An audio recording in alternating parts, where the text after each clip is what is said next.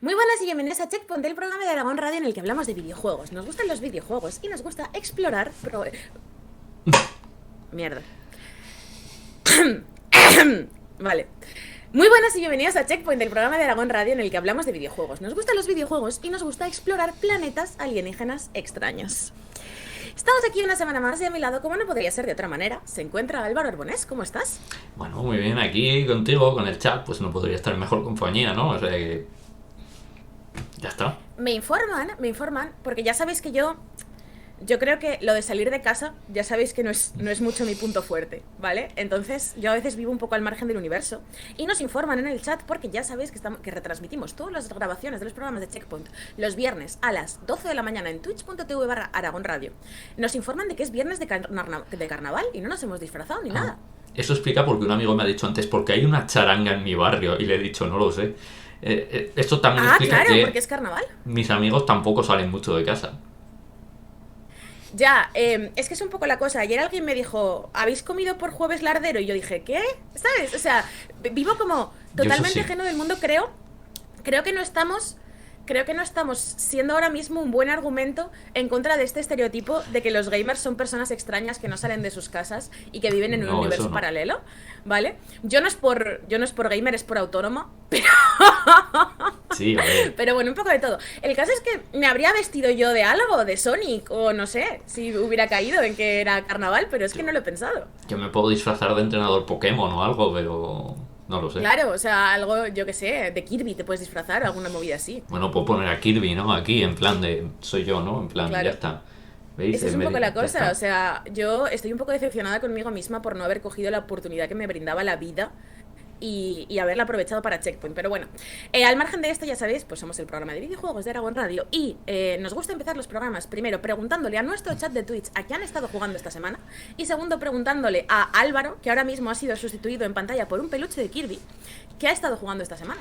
Además del juego de la semana, que me ha comido mucho tiempo, un embargo, no se puede hablar. Sí, He estado jugando a... ¿Qué he estado jugando? A Kirby's Adventure. He seguido jugando, me gusta mucho. Me gusta sí. mucho Kirby, quiero mucho a Kirby. Tengo un peluche de Kirby a la mano. Tengo 3, 4 y una figura de Kirby a la mano, para que veáis si me gusta o no. A la mano. Que no estén a la mano, que tenga que moverme menos de 3 Kirby, metros, creo que son 8. Kirby Entonces, se pues está, respeta en esta casa muy se fuerte, muy respeta. potentemente. Y luego sí que he jugado, ya os contamos la semana pasada, que es el Steam Next Fest, o sea, es esta serie de demos, o sea, es una, bueno, es un festival donde se sacan muchísimas demos de juegos que van a salir, normalmente indies, juegos más pequeñitos que van a salir y se juegan muchas demos. He probado muchísimas cosas, pero claro, luego que me hayan flipado mucho, ha habido menos, claro. Ya os comenté que me gustó mucho Radio The Universe, ya os dije, porque le pesan el culo a los robots. Esto me gustó mucho. Os dije que Rusted Moss me gustó mucho, porque era como esta cosa con las hadas y demás. Pero también he jugado algunas cosillas más. Me gustó mucho Phantom Brigade, que es un juego de mechas, de estrategia. Oh, sí, me descargué la demo, no la he jugado todavía, pero me la descargué porque la recomendó también Jaime de Eurogamer y me parece una propuesta muy curiosa. Además, es un juego de mechas que ya sabéis que Sí, esto pues es un poco de es todo. un juego de estrategia donde todo se define no por turnos, sino por unidades de 5 segundos. En los próximos 5 segundos de cada turno, tú sabes lo que van a hacer tus enemigos. Segundo por segundo, o sea, cada décima de segundo sabes dónde van a estar y qué acción van a emprender. ¿Qué ocurre? Que no sabes los efectos que va a tener, o sea, si disparan no sabes qué efectos van a tener en las infraestructuras y demás. Entonces tú igual te colocas en un sitio, pero se viene abajo un puente, o un edificio se derrumba, tal, y esto cambia todo. O igual destruyes en el primer segundo a la unidad a la que habías empezado a disparar, y entonces todos los demás disparos van a la nada y te quedas un poco expuesto, ¿no? Entonces, Mm. tú sabes lo que va a ocurrir hasta cierto punto, no sabes todo lo que va a ocurrir. Entonces es un juego muy bien pensado. Este es un juego que mucha gente le va a echar miles de horas, os lo digo así. Está muy bien. Sí, a mí me parece un concepto peculiar, sobre todo porque me recuerda un poquito a lo que intentaba hacer Into the Breach, Lo que pasa es que sí que es verdad que Into the Breach estaba como constreñido más a la estructura de los Ujú. turnos en sí mismos. No pensaba como con segundos de diferencia o lo que sea, sino como era lo que pasa en varios turnos y luego tu posibilidad de hacer o deshacer con esos turnos. Y me parece lo más interesante del juego, la manera en la que plantea esto. Entonces me llamó mucho la atención Phantom Brigade, aunque también es verdad que yo en los tiempos recientes no he sido muy de demos.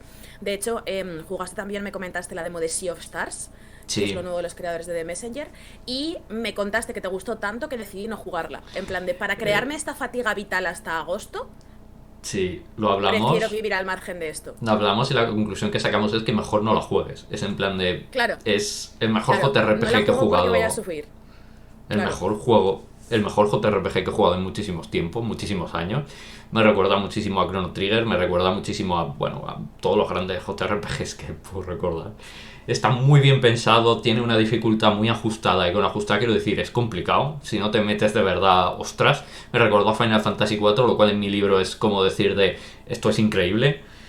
Eh, Claro. es súper bonito, tiene muchísima exploración, lo cual es muy chulo. No tiene combates aleatorios.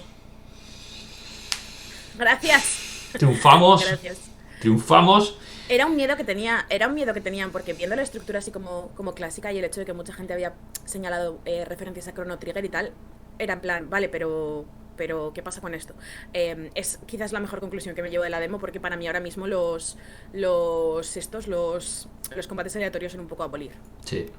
Y quizás otra demo que me gustaría destacar, tengo muchas demos, pero tampoco quiero estar aquí mucho rato. Entonces, una demo que me gustó bastante fue la de Afogato, porque es como un Tower Defense al revés. Es una parte del juego es un persona, ¿vale? Tú eres una chica que es una bruja, que es Afogato, que tiene un pacto con un demonio que se llama Mefista, y montas una cafetería.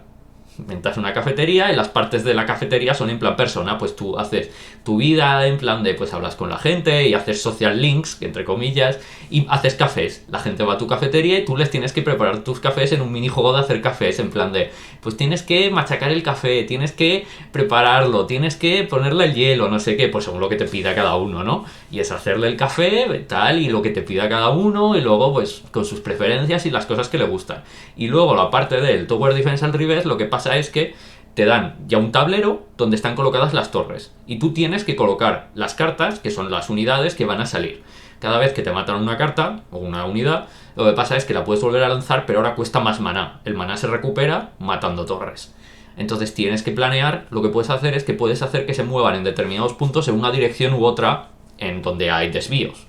Entonces tú tienes que pensar en qué unidades despliego y por dónde se van a mover para que puedan destruir la mayor cantidad de torres sin que me destruyan a mí unidades. Y cuidado, porque el juego parece muy sencillito, pero luego te das cuenta de que este Tower Defense al revés es bastante complejo. Si lo hacen bien, tiene bastante profundidad. Y el boss que hay en el juego, en la demo, es bastante chunguete. Porque dices, no puede ser tan complejo esto. Porque al fin y al cabo es prácticamente automático. Cuidado, pues el boss es bastante complejo. Tienes que darle vueltas a la cabeza. Me ha gustado muchísimo. Es persona, pero sin las No partes que soy no me muy gustan en fan. persona. No soy muy fan del rollo Tower Defense, pero creo que por un juego de hacer cafecitos le puedo dar una oportunidad. O sea, creo que es uno de esos lugares hacia los cuales puedo Bueno, como doblar mis prejuicios hacia el Tower Defense. piensa que es lo contrario un Tower Defense. Tú no pones las Ya, torres. Tú estás atacando claro, a las sí. torres. Sí, claro, o sea, no sé, tiene sentido, me parece guay y creo que se nos va a quedar como un año de indies bastante chulos. No tenía tantos en el radar, o sea, sí que es verdad que tenía Sea of Stars y una serie de cosas que quería que salieran, pero Radio de Universe tal, pero me parece que hay como muchas más cositas pequeñas, digamos, que nos van a llamar la atención en los próximos meses. Yo he seguido jugando a Nuclear Throne, como os dije la semana pasada. He estado jugando al juego esta semana y he estado jugando a un embargo, que es que además me molesta mucho porque ya sabéis que grabamos el programa a las 12. Pues ese embargo hasta hoy a las 4. Sí. Así que no os puedo decir nada. Ay, Paula, que se me ha olvidado algo importante, que se me acaba un embargo. ¿Se te acaba un embargo? El faraón. ¿Qué? Ah, es verdad que has estado jugando al faraón, El efectivamente. faraón, el mítico juego del 99 de estrategia de montarte tu ciudad de Egipto, en plan de tu ciudad egipcia ahí con tus faraones y gente que hace así, ¿no? Que hace con las manitas una para adelante y otra para Gen- atrás de lado. Gente que baila, sí. Claro, ha vuelto en forma de remake y es muy bueno. El juego original era muy bueno y este lo que pasa es que tiene un lavadito gráfico para que lo puedas jugar en 4K y los gráficos son un poquito diferentes pero tiene el mismo espíritu y sobre todo tiene algunas mejoras de calidad de vida que son la leche. Si os gustaba el original, ponéoslo. Ya, ahora mismo, por favor. Ahora mismo. Me Os pasa va a con el flipar. faraón, no quiero ser esta persona, pero para mí el faraón es un poco juego de padres. A ver, lo entiendo, ¿vale? Lo entiendo. ¿Sabes? Entiendo que Entonces si es el tienes tipo de menos de cosa que no 30 puedo en años, su el faraón momento. no te llama.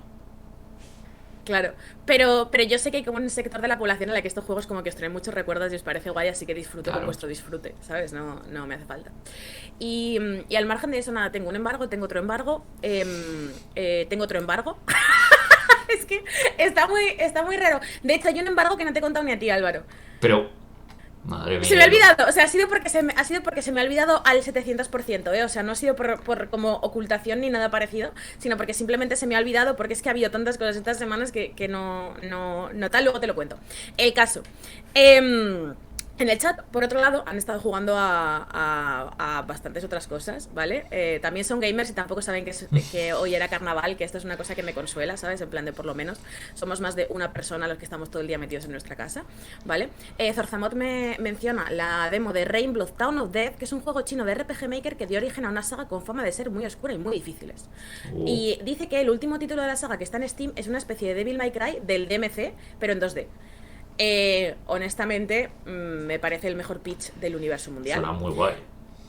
Kerk ha estado jugando al Miniscap, que es verdad que lo vi por Twitter. Miniscap me parece un juego tan bueno ahora que lo han puesto en el Nintendo Switch Online de Game Boy, que es que no tiene absolutamente ningún sentido. Me parece que está hecho de literalmente lo que está hecho la felicidad. Elena Márquez Art es la persona con más tiempo del mundo, porque ha jugado al Fight and Rage, al Monster Hunter Rise, al Red Dead Redemption 2, al Pokémon Infinite Fusion, al God of War Ragnarok, al Brotato, al Picross S8. O sea, eres Jaime San Simón en secreto. ¿Vale? Luego, pues hay quien sigue con Stardew Valley, The War is With You, Danganronpa, pues ya sabéis todas estas cosas. Luego Cotton Arauco dice, he empezado a jugar a Sable. Sable lo empecé a jugar y lo dejé a mitad, pero me estaba gustando un montón. Y sé que la recepción fue un poquito más templada en su momento.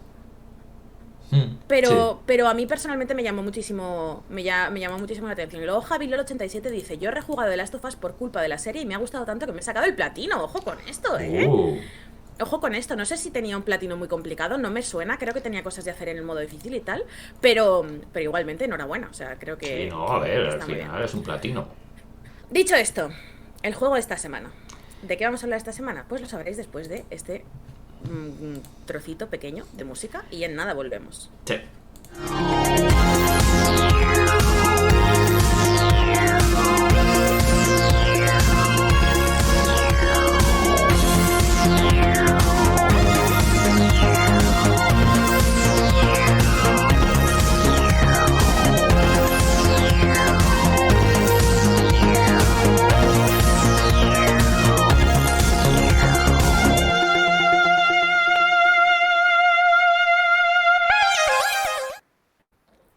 Bueno, entonces, Álvaro, ¿de qué vamos a hablar hoy? Pues vamos a hablar de un juego que, cuidado, porque estoy seguro que nadie habéis oído hablar de él nunca. Bueno, no, en realidad es mentira, ¿vale? Es un juego... Probablemente sí, el juego más desconocido de la historia de los videojuegos. Sí. ¿Se ha quedado la pantalla de Twitch en negro? Es probable, Soy yo sí. solo. Ahí. ¿Qué ha pasado? No lo sé, pero Twitch ha decidido que no quería ir. El OBS más bien ha querido. Ha decidido que no quería ir. Ahora. Vale. Ahora. Paramos un momento. Vale. Perdón, paramos un momento. ¿Estamos bien? ¿Estamos todos de acuerdo? Vale. Bueno, Álvaro, ¿de qué vamos a hablar hoy? Cuéntanos. Vamos a hablar de un juego del que no habéis oído hablar nunca, exceptuando porque probablemente lo habéis jugado todo el mundo. Y los que no, lo conocéis igualmente. Sabéis de su existencia. Sí, a ver, existen muchos motivos para que un juego se convierta en un juego de culto, ¿vale? Y uno de los más interesantes es que algo se perciba como inaprensible, ¿vale? Que nadie sepa explicar de todo por qué, pero que se sienta como que hace algo nuevo, especial, diferente, ¿no? Es en plan de, ¿por qué? No se puede terminar de, ¿no? Percibir, agarrar, de apropiarse de él. Se siente familiar, se siente conocido, pero a veces extraño, es peculiar, ¿no? Es como si hiciese algo nunca visto, es una cosa diferente, ¿vale? Y si un juego ha conseguido eso de una manera indiscutible dentro de mainstream y no es un juego de Kojima, ese ha sido Metroid Prime. Ciertamente, Metroid Prime, que es la primera entrega 3D de la saga Metroid.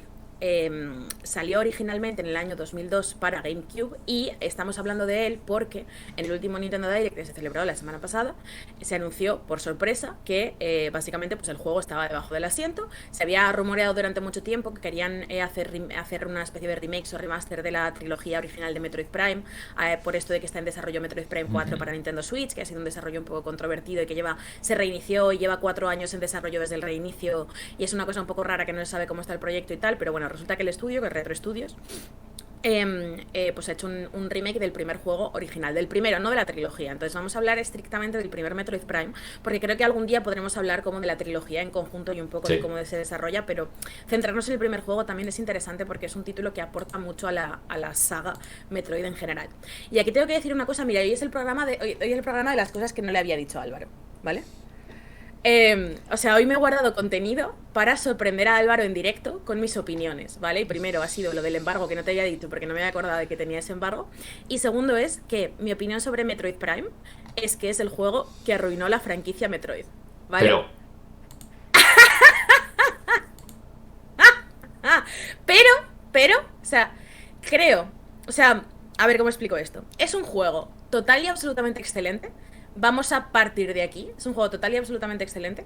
Pero creo que la manera sutil en la que cambió eh, eh, las dinámicas de Metroid y las cosas en las que se basaba Metroid ha hecho que cuando estudios que no han sido retroestudios han cogido Metroid, hayan hecho intentos muy inferiores a lo que se esperaba que hubiera detrás del Metroid Prime.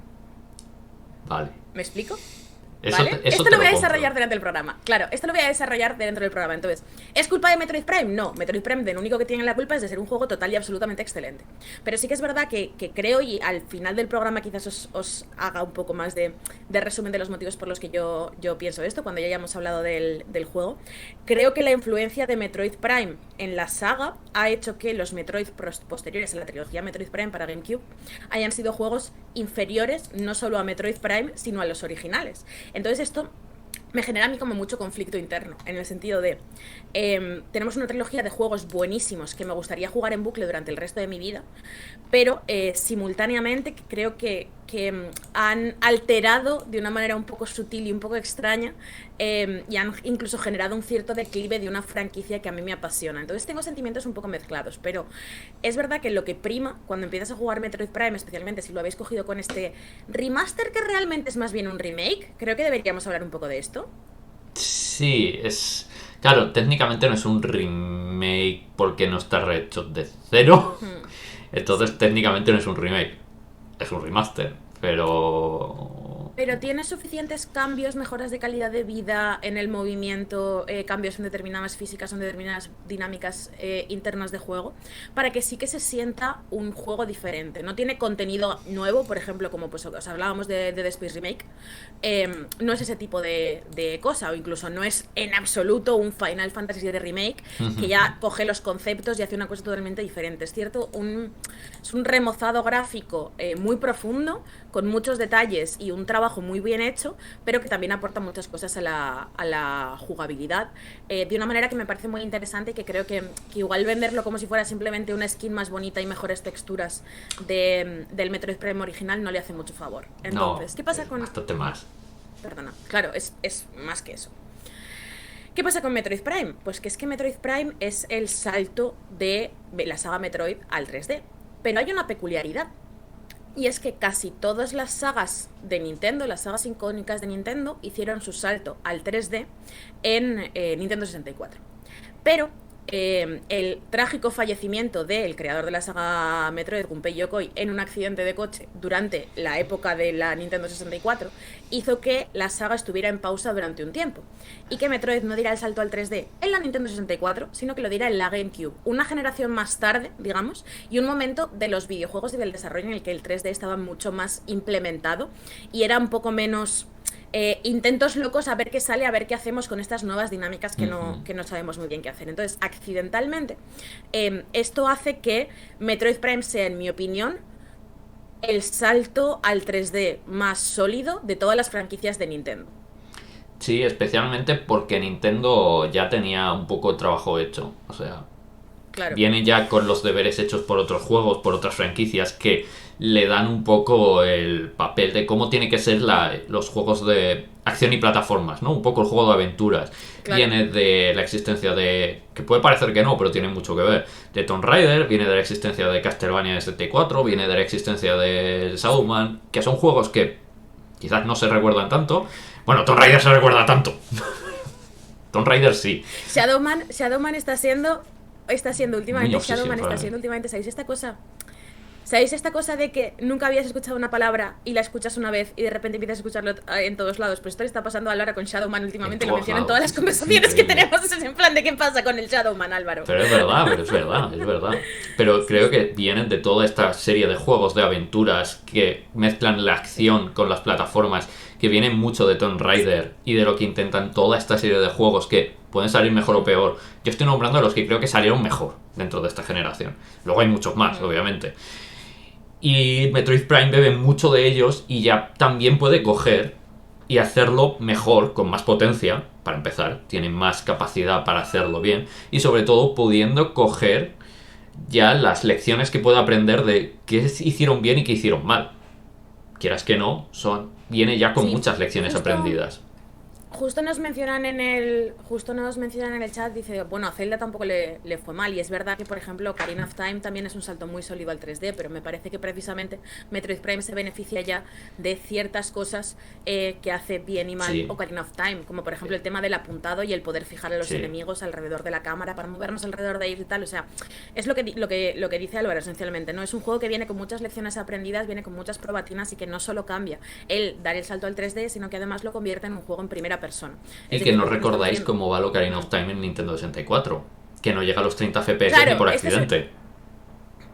Sí, pero, o sea, a mí el rollo de la performance y tal, o sea, no me importa tanto, pero sí que es verdad que hay ciertas cosas. Yo rejugué muy recientemente Ocarina of Time precisamente porque quería yo aproximarme a él más desde el presente, fuera de los remakes y tal.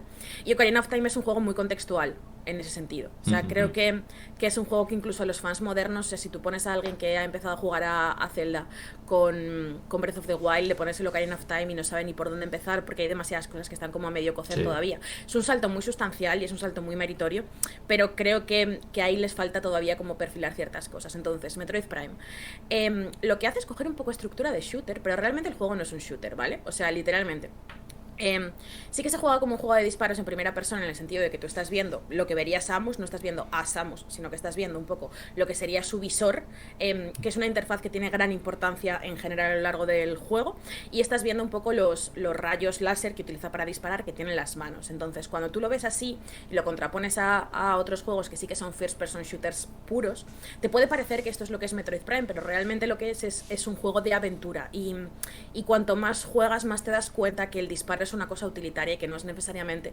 alrededor de lo que gira el juego, a pesar de que tiene cierta importancia.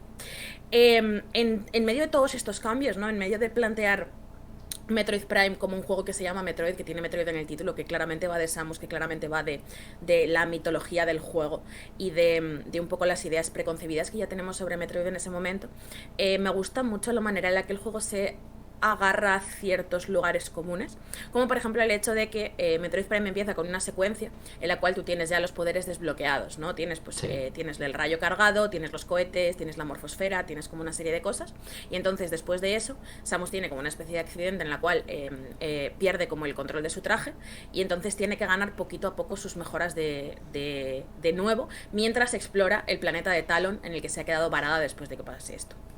Generalmente diríamos que no hagáis esto.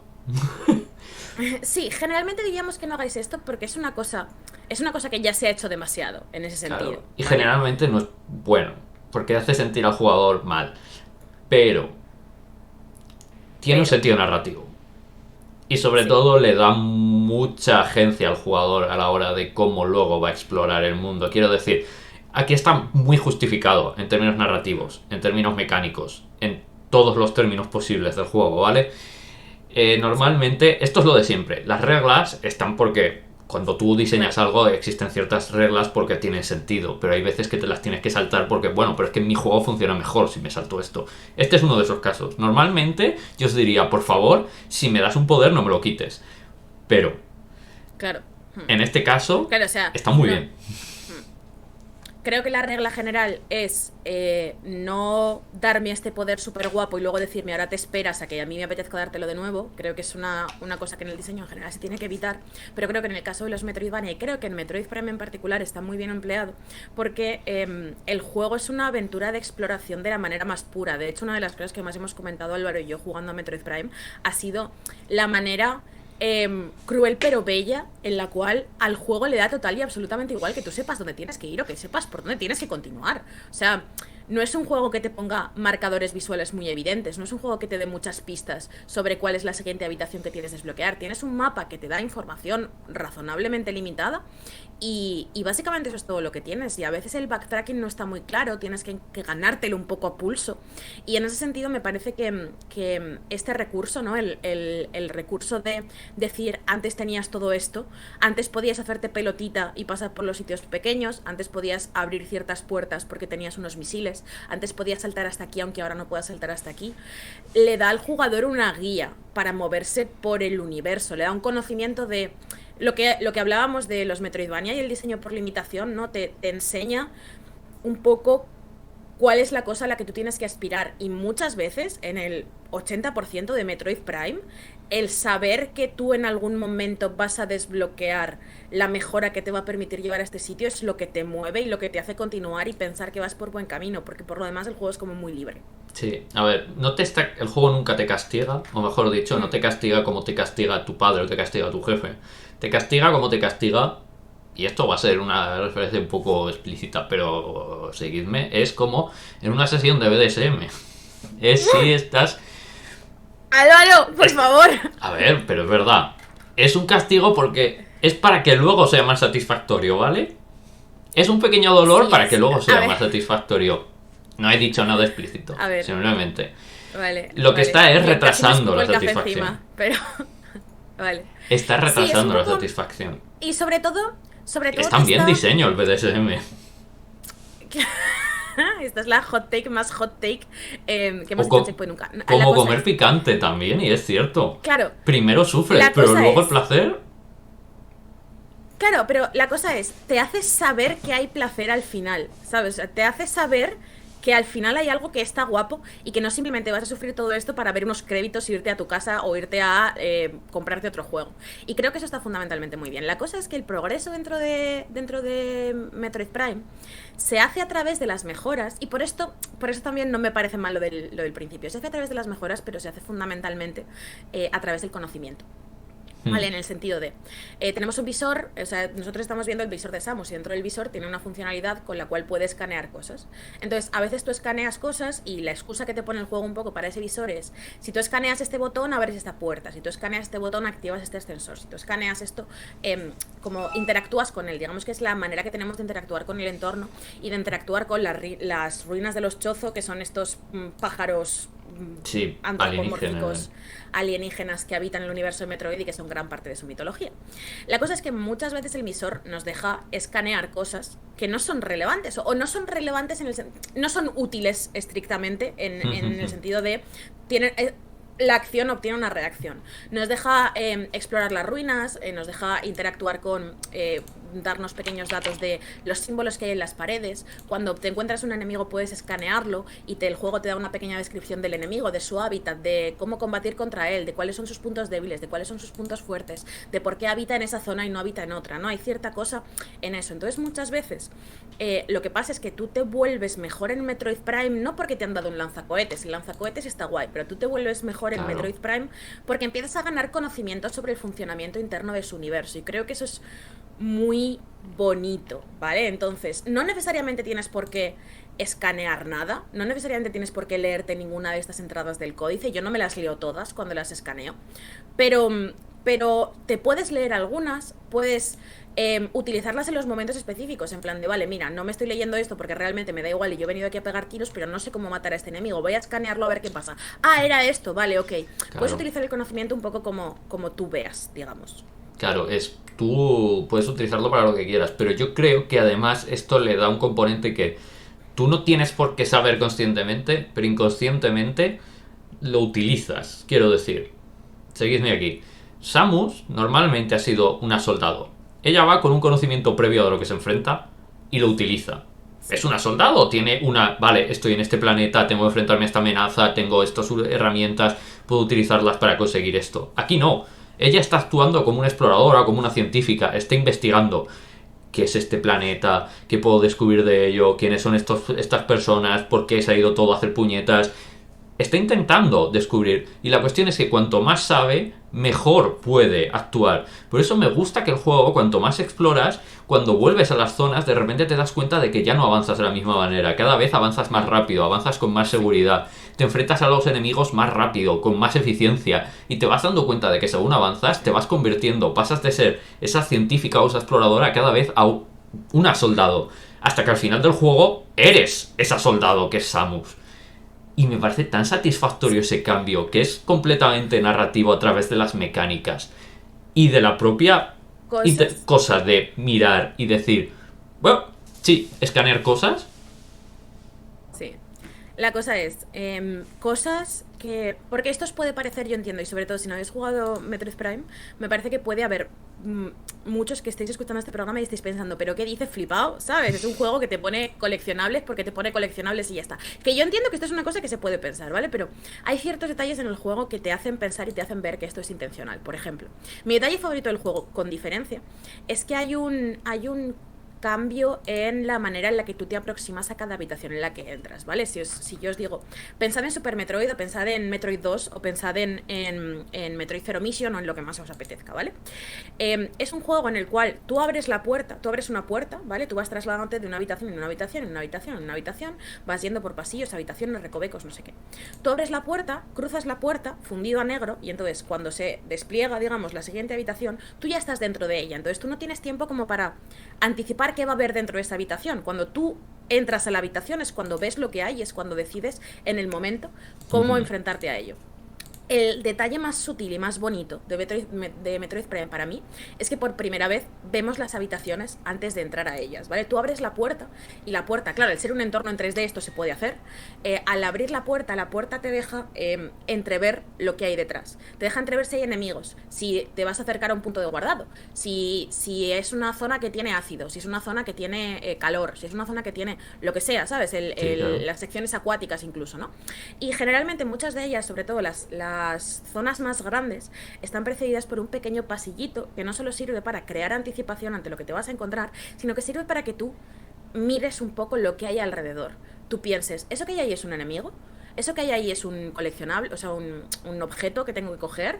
¿Eso que hay ahí es lo que sea? ¿Eso que hay ahí es un pasadizo? ¿Tengo que saltar por ahí? ¿Tengo que llegar a esta puerta? ¿Qué tengo que hacer? ¿No? Y esto se genera de una manera como más sutil. Tú claramente puedes coger Metroid Prime, entrar, ir corriendo, entrar a las habitaciones sin pensar ni 10 minutos, pero si juegas así probablemente vas a morir un montón.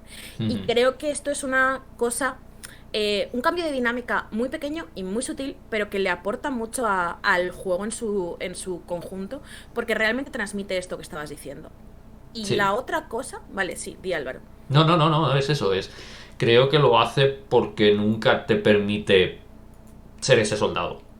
O no Claro, hasta que conoces ya las situaciones. En el momento que ya conoces y estás volviendo, porque es esto, hay muchísimo backtracking, esto tenéis que tenerlo en cuenta, vas a volver 1000 veces a todos los sitios, porque pues eso, vas consiguiendo nuevos poderes, tienes que volver, etcétera. Ya sí que puedes volver con mucha más violencia, digamos, ¿no? Pero hasta claro. entonces, cada nuevo sitio al que vuelvas y vas a volver a muchos y vas a llegar a muchos sitios nuevos, siempre tienes la incógnita de, espera, ¿cómo abordo esto? La otra, la otra sutileza para mí que tiene el juego, personalmente, es el hecho de que Samus está muy presente en el juego, ¿vale? En el sentido de, tú la estás viendo y la estás viendo desde distintos ángulos, estás viendo cómo se mueve, estás viendo cómo reacciona. Cuando utilizas la explosión del lanzacohetes, la ves reflejada en la parte interior del casco. O sea, sientes mucho más que hay una persona debajo de la armadura y creo que eso aporta un poco a este rollo de empoderar, desempoderar, empoderar, desempoderar que tiene el juego y creo que está muy bien. Sí. Dicho esto, queda hablar de dos cosas, ¿vale? Quiero hablar de los controles. A pesar de que, y esto sí que va a ser una cosa dura de interiorizar, los controles de la versión de Wii son los buenos, creo que los controles con stick doble, la cara que has puesto, simplemente, Creo que han apostado aquí por un remaster que tiene la opción de los controles clásicos, la opción de los controles de Wii, la opción de controles modernos en los cuales mueves la cámara con un stick y mueves el personaje con otro de manera mucho más precisa que antes, porque antes no podías esquivar y moverte al mismo tiempo y esto generaba determinadas fricciones. Y una versión más o menos mixta en la cual tú puedes alternar varios tipos de controles. Entonces creo que es una buena manera de jugar el juego en el sentido de que cada control de Metroid Prime le aporta una cosa a Metroid Prime y se sienten como juegos muy diferentes. A mí me encanta el control de la Wii, a pesar de que entiendo que a mucha gente se le atragante por el rollo del movimiento y tal, pero es un control como muy saltarín, ¿sabes? Es como muy alegre y muy emocionante en la manera en la que te vas moviendo y vas disparando, y a veces ahí los enfrentamientos fluyen muy bien, sobre todo en lo que yo creo que es el punto flojo del juego, que son los enfrentamientos con los jefes. Sí, Pero sí, ¿no? O sea, estamos de acuerdo en esto. sí, a ver, de acuerdo estoy, pero a mí no me convence. A ver, Lo entiendo perfectamente, lo entiendo perfectamente. Es un gusto adquirido y sobre todo creo que es un control que depende mucho de cómodo estés de entrada con los controles de la Wii. Sí, sí, esto es ¿Vale? cierto. Entonces, claro, entonces yo estoy muy cómoda con los controles de la Wii. Bueno, hace muchos años que no juego una Wii, ¿sabes? Entonces igual no, pero en ese momento, en el momento en el que lo jugué en la Wii, yo estaba muy cómoda con los controles de Wii, entonces no me resultó un problema. Entiendo que cambiar de estar habituado, por ejemplo, a los controles de una PlayStation o Xbox y entrar a esto puede ser un poco confuso. Y la otra cosa que quería señalar es la del impacto de Metroid Prime en la saga. ¿Y por qué señalaba yo esto antes de que me parece que Metroid Prime supuso accidentalmente el declive de Metroid? Metroid Prime es un juego que sigue un poco, o sea, hereda un poco la estructura de Metroid Fusion, ¿vale? En el sentido de, no es tanto un mapa súper interconectado en el que puedes llegar a cualquier sitio desde cualquier momento, sino que es un mapa con distintos niveles más o menos instanciados, ¿vale? No quiere decir que la navegación entre ellos sea lineal, pero quiere decir que las fases están separadas. Y hay una variedad de situaciones que es de totalmente locos, o sea, no tiene ningún sentido. Sí. Metroid Prime para mí es Metroid Fusion mejor.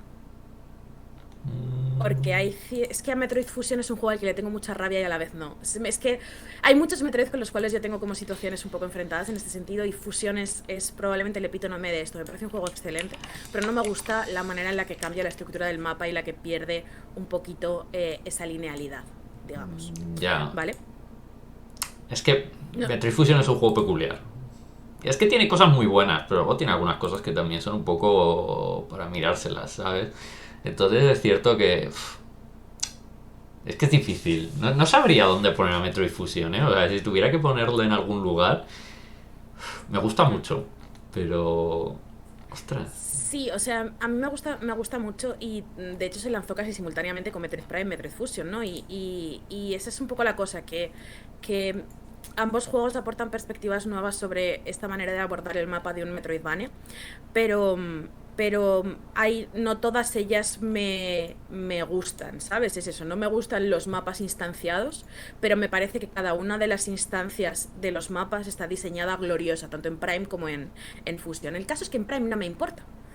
En Prime no me importa tanto que no haya una cohesión absoluta en los mapas del juego y en las distintas zonas a las que tú accedes, porque me parece primero que el backtracking está mucho mejor gestionado para que no se sienta artificial, y segundo porque cada zona tiene una personalidad muy arrolladora hasta tal punto que casi te resultaría extraño pensar que forman parte de la misma línea, ¿no? Es como si tú vas andando de Zaragoza, o sea, es como tú sales andando de Zaragoza, ¿vale? Y cuando cruzas la frontera de Zaragoza, acabas yo qué sé, ¿sabes? En Tokio. Pues harías como en plan de qué está pasando aquí, porque he acabado descontextualizadamente en un sitio totalmente diferente, que se rige por unas dinámicas diferentes, ¿no? Creo que sería un poco eso. Entonces creo que en Prime tiene mucho sentido.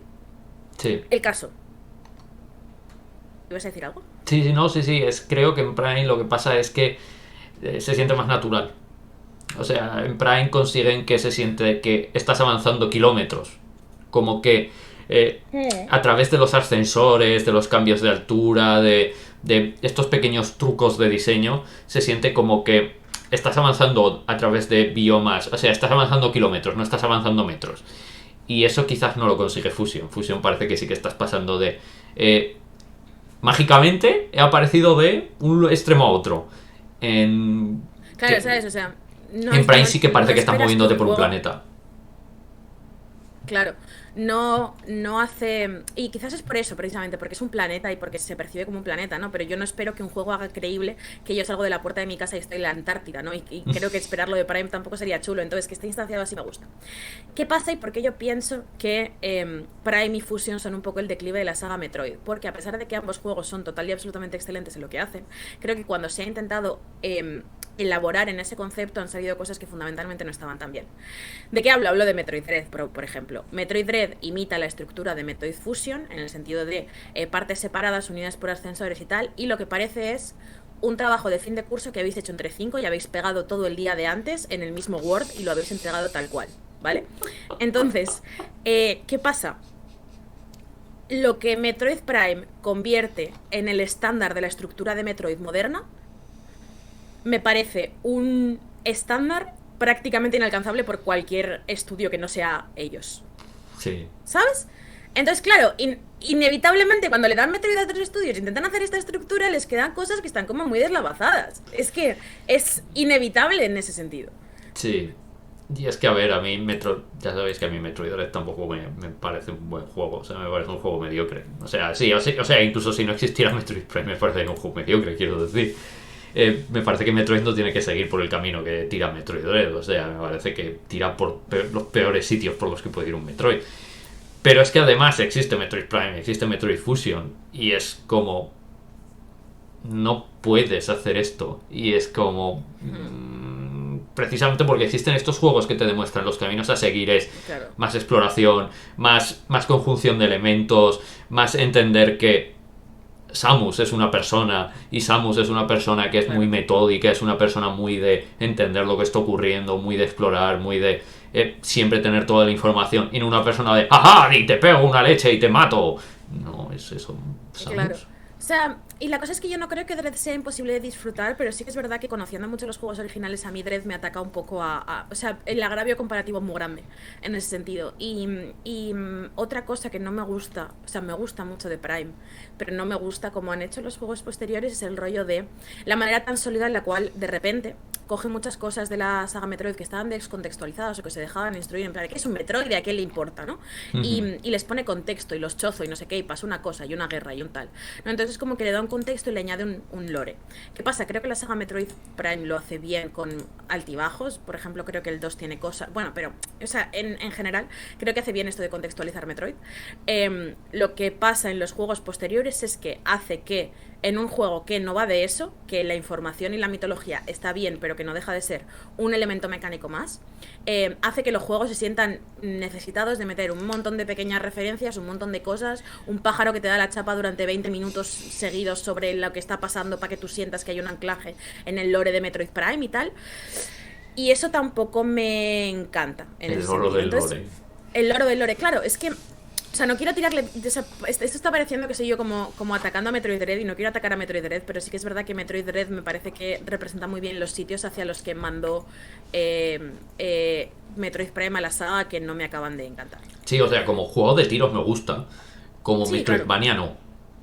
Esta Como es la Metroid cuestión. no me gusta, Como ¿sabes? Metroid O sea, no me como gusta como Metroid. Metroid, me Es gusta que, como juego de tiros. claro. Entonces, esta es un Pero es que poco es un la. Metroid.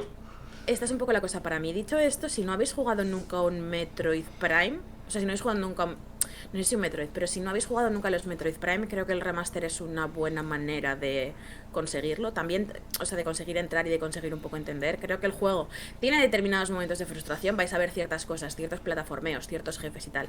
Pero creo que en general es una experiencia muy satisfactoria. Es verdad que el precio de 40 euros me parece mucho, pero al mismo tiempo, o sea, claro, me parece mucho si pensamos que van a sacar las 3 entregas a 40 euros cada una, pero en sí individualizado, como me juego Metroid Prime y ya está, 40 euros pues son 40 euros, ¿sabes? Yo apuesto a que van a sacar las dos siguientes en plan más remaster, no nos lo curramos tanto, tú ponen más las dos por 40. Puede ser, claro. Es que a mí lo que me duele es pensar. O sea, a mí lo que me duele es pensar en pagar 120 euros por un juego que en la Wii sacaron a precio normal y eran los 3 juegos, ¿sabes? O sea, Sí, sí, es no. como, cuando de hecho eran juegos más recientes. O sea, es una cosa que me raya un poco la cabeza. Pero al margen de esto, creo que sí que es. O sea, creo que el remaster es la oportunidad perfecta para coger y jugarlo y eliminar ciertas de las fricciones que tienen las versiones originales. Y honestamente, es que vaya juego bueno, ¿eh? O sea, Es es un que no juego me acordaba de buenísimo. lo bueno que era este juego. Es buenísimo. Total. nos dejo de dar la chapa ya, porque podría hablar de Metroid Prime durante 35 millones de horas, ¿vale? Y podemos pasar a la siguiente sección. Vamos a hablarle un poquito que...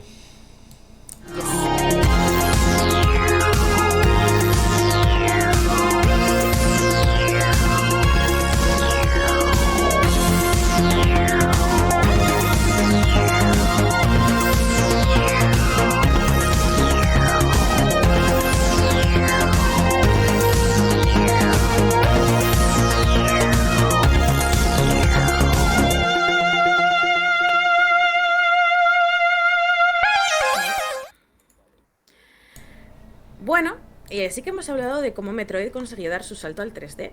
¿De qué más vamos a hablar hoy? Pues precisamente de que una de las preguntas más importantes de un juego es 2D o es 3D. Que si es 1D no es una Sí lo pregunta. es, a la hora si de es 4D diseñarlo, tampoco. a la hora de diseñarlo es ciertamente uno de los, o sea, uno de los primeros, las primeras ideas a las que tienes que enfrentar. Claro, porque las dinámicas, las mecánicas de juego, incluso el estilo artístico cambia radicalmente dependiendo de si estás de esta decisión, ¿no? Si lo haces en 2D o en 3D, cambia todo. Y de hecho, cuando una franquicia da el salto del 2D al 3D, el cambio es tan importante que muchas franquicias han florecido o han muerto por el cambio. Por eso es que Metroid Prime es un ejemplo espectacular de cómo hacerlo bien, ya lo hemos comentado, pero vamos a hablar de eso, no solo de hacerlo bien, también de hacerlo mal, y vamos a hablar de un poco de esto, de saltos del 2D al 3D. Cuando sale bien, cuando sale mal, cuando sale a secas.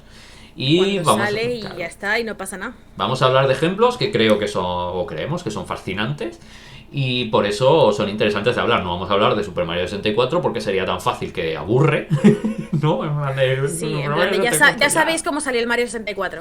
Es un Claro. juego del que habéis oído hablar una o dos veces probablemente. Claro, es muy fácil. Entonces vamos a hablar de juegos que es un poquito más complicado, ¿vale? Entonces vamos a empezar por uno que me gusta mucho, ¿vale? Que es Street Fighter 4. Me gusta mucho porque aquí hay salsa. 4. Aquí hay salsa. Sí. Aparece en 2008, o sea, Puede- es un salto tardío. No, Didi. Tardío. Y es que es un salto, o sea, cuando Metroid... Street Fighter 4 puede ser uno de los juegos ante los cuales más reticente he estado yo. O sea, Normal. ahora lo pienso y digo, soy tonta, ¿vale? Pero en el momento era como, no, es que Street Fighter no puede ser 3D, ¿de qué estáis hablando? Yo estaba en el barco contrario, yo estaba en plan de esto va a ser increíble. Me pillé a coleccionistas ciegas. En plan, fíjate. ¿En serio? Sí, sí, sí. No, yo estaba súper de esto de no me toquéis lo mío, ¿sabes? Porque yo en esa época era un poco más así. No sé. Llevó a ciegas. Apareció en 2008, ¿vale? O sea, fue un 3D muy tardío, ¿vale? Lo publica Capcom, lo desarrolla Capcom junto con DIMS. Y Street Fighter 4 fue, pues eso, el salto al 3D de la franquicia de juegos de lucha más famosa del mundo. Esto fue una cosa que, vamos, esto llegué a hablar durante meses y algún que otro año. Porque, claro, es en plan de Street Fighter 4 se pasa al 3D. Pero, claro, el salto al 3D fue un poco de mentira, ¿no? Porque no es que se saltara al 3D de ahora va a jugarse en 3D. Seguía siendo una jugabilidad en 3D, lo que pasa es que la estética era en 3D. Sí. Es cierto que el juego vino acompañado de un regreso a un estilo más cercano al de Street Fighter 2. Se juega más como Street Fighter 2, a pesar de que... Estoy aquí, se te ve un poco el plumero, es que a ti Street Fighter 3 no te gusta nada. No me gusta mucho Street Fighter 3, por no decir que nada, efectivamente. Vaya. Por eso tampoco me gusta mucho que digamos Street Fighter 5. A ver, es cierto que a ver, se parece más a Street Fighter 2 Turbo que a Street Fighter 2 en sí, ¿vale? Sí. Y tiene los lanzamientos de Street Fighter 3 de Third Strike, que igual es el que más me gusta además de los Street Fighter 3, o sea que está bien también. Así que es por muy guay. Claro, entonces es un juego bastante sólido, coge lo mejor de las anteriores entregas y por eso funciona muy bien. Pero entonces, ¿qué tiene de 3D? Lo llevó puramente, un plano puramente estético. Lo que entendió Capcom es, esto no podemos convertir Street Fighter en un juego en 3D. No podemos convertirlo en un Virtua Fighter, no lo podemos convertir en un Tekken. Street Fighter es un juego en un plano 2D, ¿vale? Lo que sí podemos hacer es que en lo estético sea 3D. Que los personajes sean modelados 3D, que cuando haces un movimiento muy espectacular se vea en 3D, que la cámara se mueva en 3D para que sea más bonito. Y eso es lo que hicieron. Supieron renovar todas las mecánicas basándose en lo que es la franquicia, coger la base de Street Fighter 2, coger todo lo que hizo muy bien Street Fighter 3 para meterlo en una base que era mucho más accesible para la mayoría parte de jugadores y no solo para los que ya sabían jugar muy bien, que es un poco lo que le ocurrió a Street Fighter 3, que es un muy buen juego, pero solo para quienes juegan ya bien, per se. Para los jugadores que no son especialmente buenos, pues es un juego bastante duro. Y además le añadieron esta presentación visual mucho más espectacular y vistosa a través del 3D y a otros elementos como por ejemplo los golpes de tinta. Y les salió increíble. Creo que uno de los motivos por los que les sale muy bien el 3D a Street Fighter, a pesar de que a mí me gusta más el 5 que a ti, o sea, me parece que 5 tiene cosas que están muy bien. Sí que es verdad que 5 es un juego que no he jugado tanto como he jugado a 2 o he jugado a 3, ¿vale? Entonces en ese sentido también es como eso. Pero sí que es verdad que creo que Street Fighter 4 en concreto lo que le aporta el 3D es mucha legibilidad a los movimientos y sobre todo a los espacios. En el sentido de que la manera en la que están animados los personajes es muy chula, quizás no tan fina como podría serlo a estas alturas, evidentemente, ¿no? Ves las animaciones de Street Fighter 6 y dices, vale, esto es otra cosa, pero creo que sí es una evolución muy firme y como muy lógica de lo que estaba planteando la saga hasta ese momento. Claro, la cuestión es que, y esto es una cosa que ocurre, Street Fighter cuando quiere hacer las cosas, cuando quieren revolucionar, se fijan en las partes pares y cogen las impares para pulir, ¿vale? Y es lo que, si te fijas, es el 4 se fija en el 2 pero coge las cosas del 3, el 6 se fija en el 4 pero coge las cosas del 5. Y entonces cuidado con el 7, os aviso ya, ¿vale? Cuidado con el 7 dentro de 5 o 6 años. Bueno, de 10, también. Bueno, también. Ya veremos. Pero bueno, es esto, el salto al 3D creo que luce muy bien porque luciría menos en 3D y sería menos atractivo, pero saben coger muy bien las mecánicas, saben que lo que importa son las mecánicas para hacerlo más accesible y más vigente, pero que el 3D le da esa vistosidad que hace que se vea más atractivo y que hace que la gente pueda entrar. Otro juego que dio un salto al 3D, pero me temo que el salto al 3D no fue muy bueno, fue Bubsy 3D.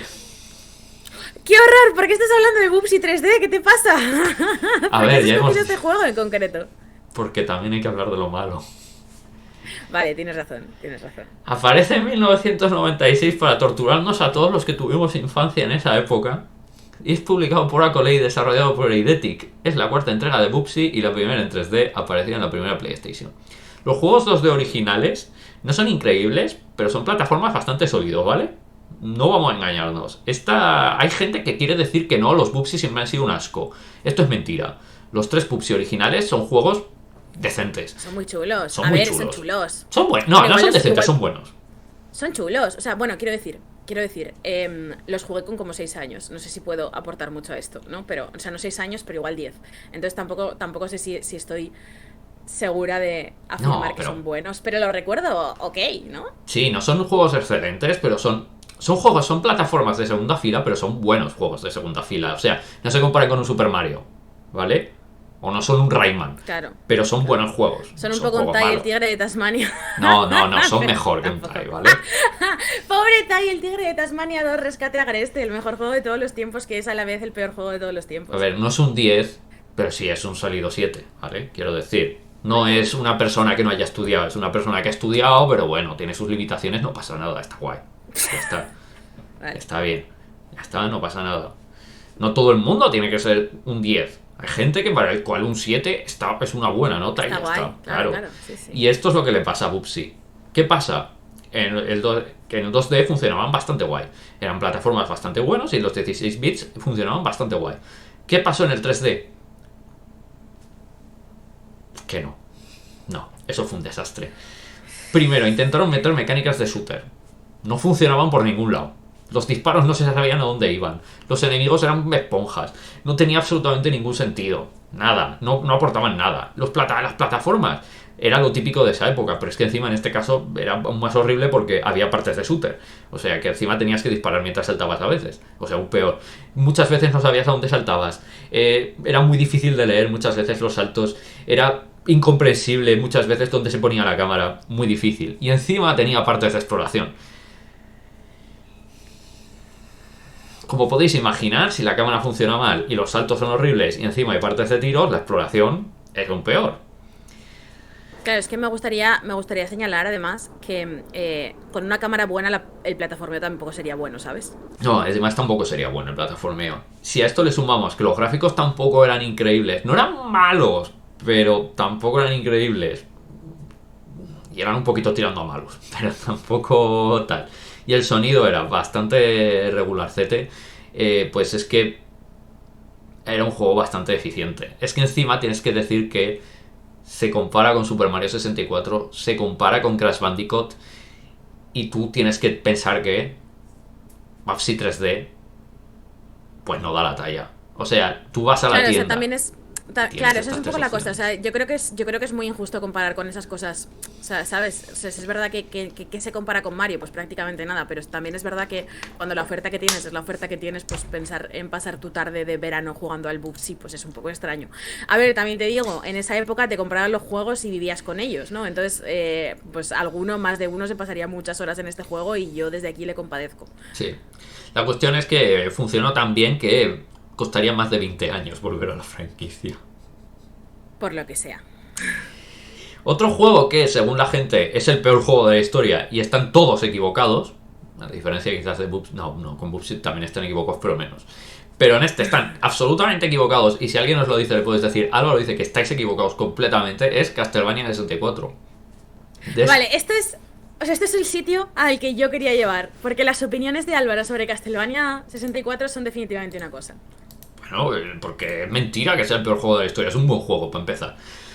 Está desarrollado por la sede de Kobe de Konami, ¿vale? Y es publicado por Konami, obviamente, en 1999. Castlevania 64 en realidad se llama Castlevania, pero lo llamamos Castlevania 64 para entendernos. Es un soft reboot de la franquicia y fue desarrollado a la par que Symphony of the Night.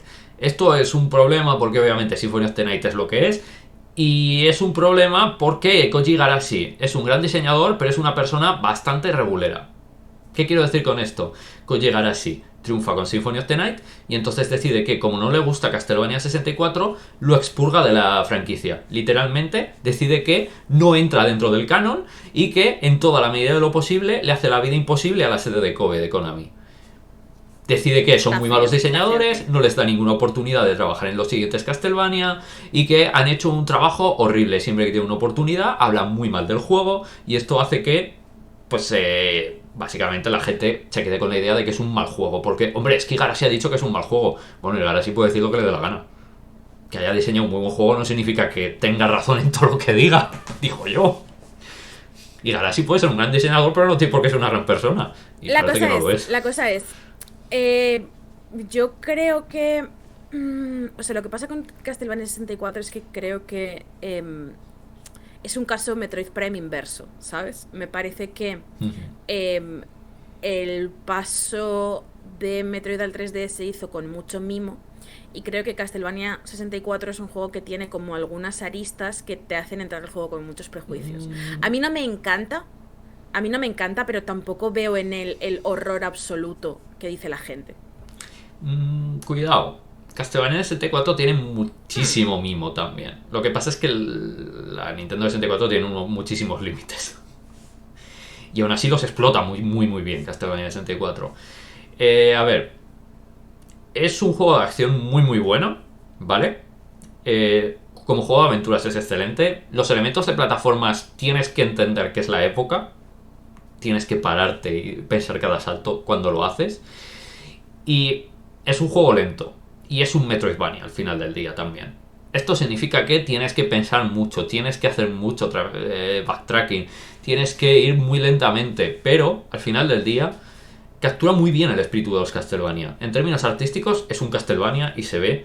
En términos de exploración y de dificultad es un Castlevania. No es un juego fácil, tienes que tomártelo con calma. Los Castlevania siempre han sido de piensa cuando vas a pegar un latigazo, piensa cuando vas a dar un salto o te matas, ¿no?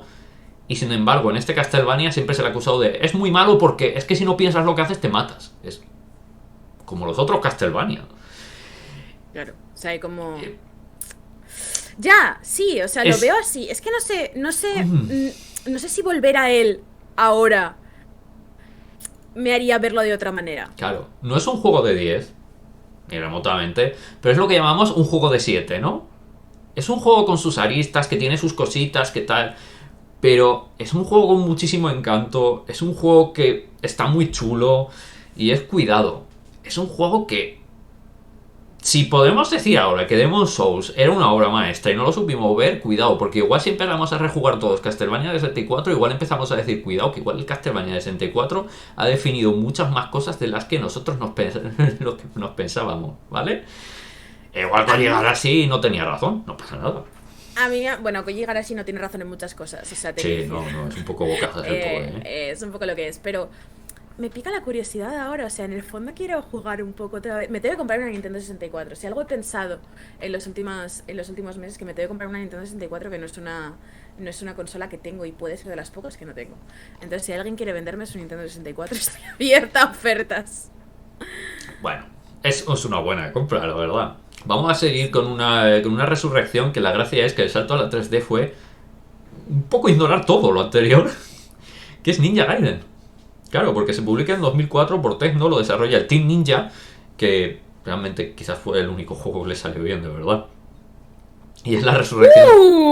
Y yo estaba fuerte hoy con el Metroid Dread, ¿eh? Y es la franquicia, la resurrección de la franquicia Ninja Gaiden, pues un poco 2 décadas después también.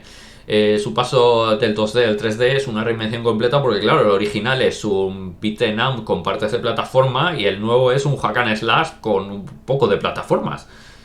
Pero lo increíble es que respetan lo que es la narrativa, un poco la estética y la esencia del juego y ya está. Pero con eso es suficiente porque es en plan de, no podemos hacer el juego igual, pero con coger la esencia es suficiente. Y funciona. ¿Por qué? Porque respetan la esencia arcade. ¿Cuál es su esencia arcade? Una dificultad absolutamente absurda, una falta de respeto total por el jugador, no le importa al jugador. De hecho, si pudieran, irían a tu casa y te pegarían. O sea, estoy seguro. O sea, si pudieran ir a tu casa y pegarte, irían a tu casa y te pegarían mientras estás jugando. O sea, irían y te pegarían.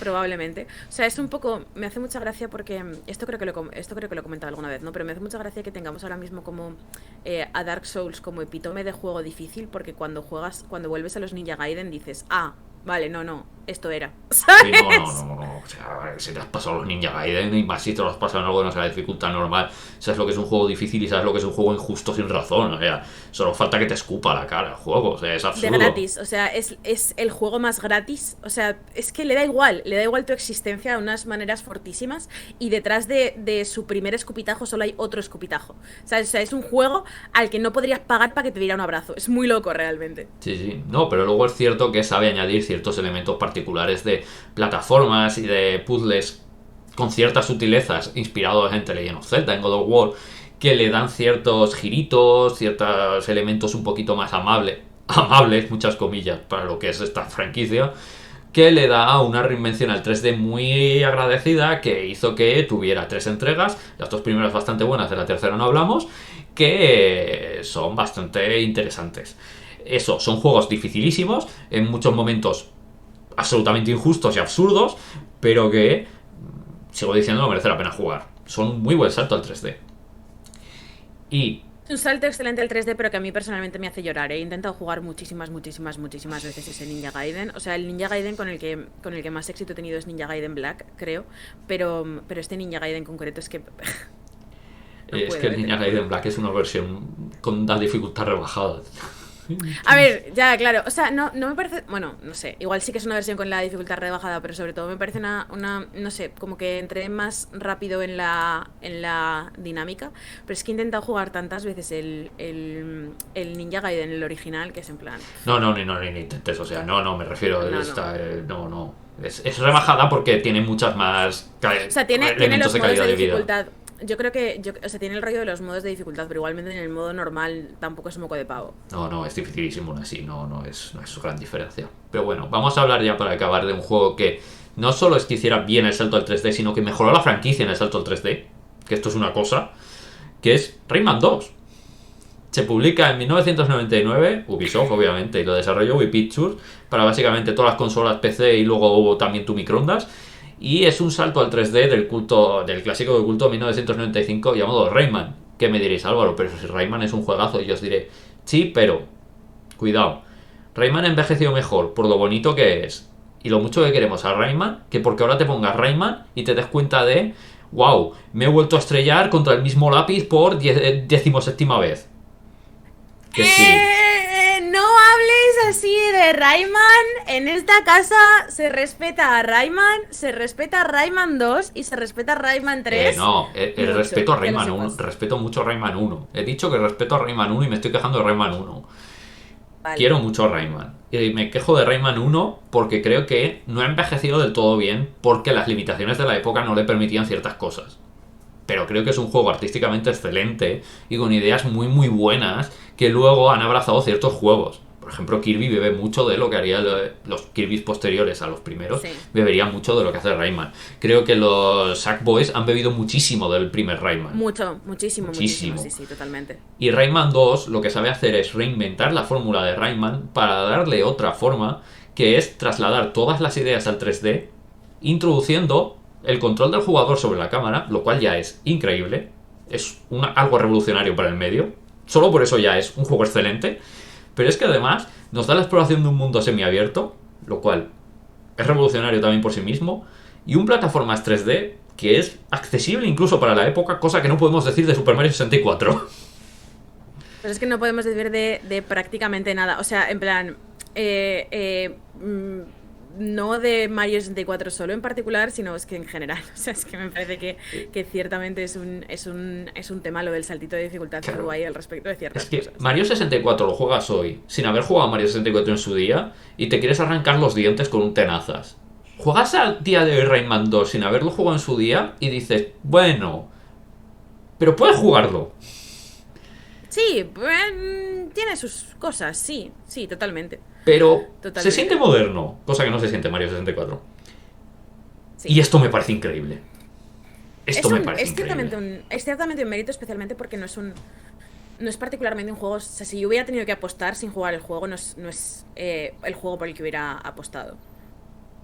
No hubiera apostado porque además Rayman 2 es un juego que al final es un poco... Es increíble porque tú dirías, la fórmula de Ubisoft en realidad la genera Assassin's Creed. No, la fórmula de Ubisoft, lo que siguen haciendo a día de hoy, es Rayman 2. Rayman 2 inventa todo lo que es Ubisoft y ya está. Ubisoft sigue haciendo lo que hizo Rayman 2 y lo que hizo Far Cry 2 en su momento, y a partir de ahí Ubisoft ya no ha inventado absolutamente nada, ni les ha hecho falta, y Dios les bendiga. ¿Para qué? Si no lo necesitan. Y Rayman 2 me parece un juego absolutamente increíble, que si no habéis jugado, además hay versión de 3DS, creo recordar, o hicieron... ¿Fue en DS o en 3DS? No me acuerdo. Puede que fuera 3DS. Creo que en 3DS. Es espectacular gráficamente para la época, es muy accesible para los estándares de la época, y es el plataformas 3D junto con Mario 64 de los cánones de los juegos originales, ¿de acuerdo? Es absolutamente impepinable, y desde luego creo que si hay que hablar de un juego que dio el salto al 3D de una manera absolutamente excepcional y indiscutible en la época donde fue una cosa, hay que hablar de Rayman 2, incluso antes que de Mario 64, y mira que me flipa Mario 64 y me flipa Mario en general, pero creo que Rayman 2 es La indiscutible. 3DS nos confirman en el chat, sí, sí, Ya lo totalmente. sabía. Pues nada, yo creo que si no tienes nada más que añadir, vamos a acabar el programa. Aquí, yo creo que hemos hablado bastante de cosas muy chulas. Yo creo que hemos hablado bastante, hemos sacado casos porque pensáis que íbamos a hablar de los típicos juegos en plan del Kirby mal, el Mario 64 bien y tal, pero claramente había que aportar un poquito de chispita a estas cosas en ese sentido, así que me pareció una sección muy graciosa, a pesar de que hayas decidido hablar de Bubsy por algún motivo que desconozco. Así que con esto nos despedimos por esta semana. Recordad que estamos aquí todas las semanas, como siempre, con vosotros, que sois todos guapísimos y guapísimas. Recordad, si tenéis algún tipo de mano o decisión en esto, que Rayman debería volver y queremos un juego nuevo que no sea de los Rabbids.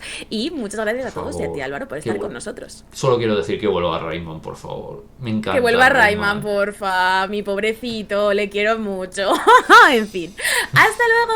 Adiós.